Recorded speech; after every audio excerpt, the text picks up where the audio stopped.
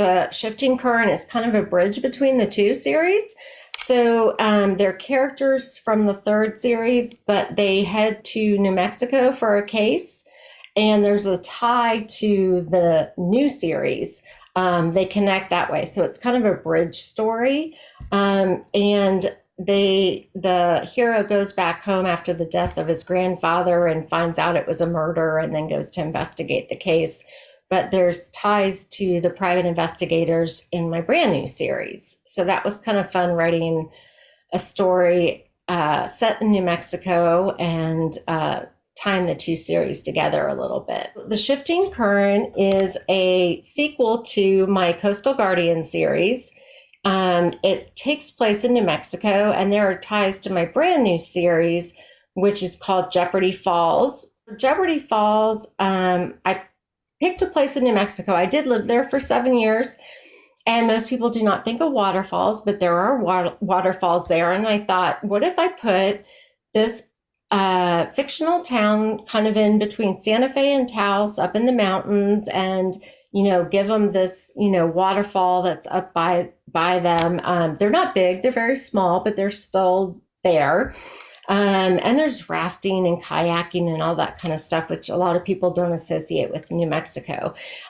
So I wanted to name the town that, and that's how I came up with the name for the series.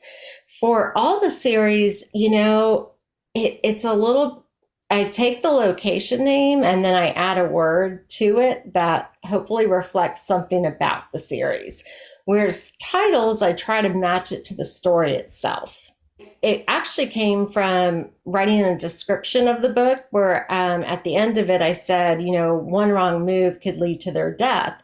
And I thought, one wrong move would be a good title. There's also a thread that has to do with games, card games, and poker. And I thought, well, what if it kind of has a dual meaning? What if it could be played in a game, one wrong move within the game, plus one wrong move within the case? And so that's how that came about.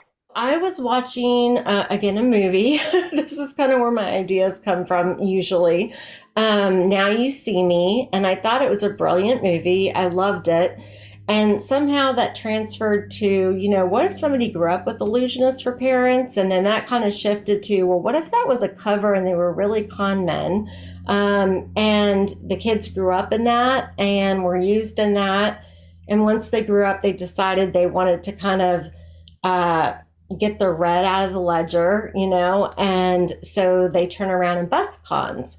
So that idea just kind of shifted on its own. I'm not really sure where it fully came from, but I thought it would be something different. And I thought it'd be interesting to see how characters raised in that environment would be as adults. So I read a ton of books about con men or by con men, and a lot of movies. I love movies for research, documentaries, that type of thing. But I have not talked with a con man, so that would be interesting. The second book is not named yet. I have a name I like for it, but it hasn't been approved yet. So it features the sister, Riley, and it is about, she's a skip tracer. And so she's chasing someone down.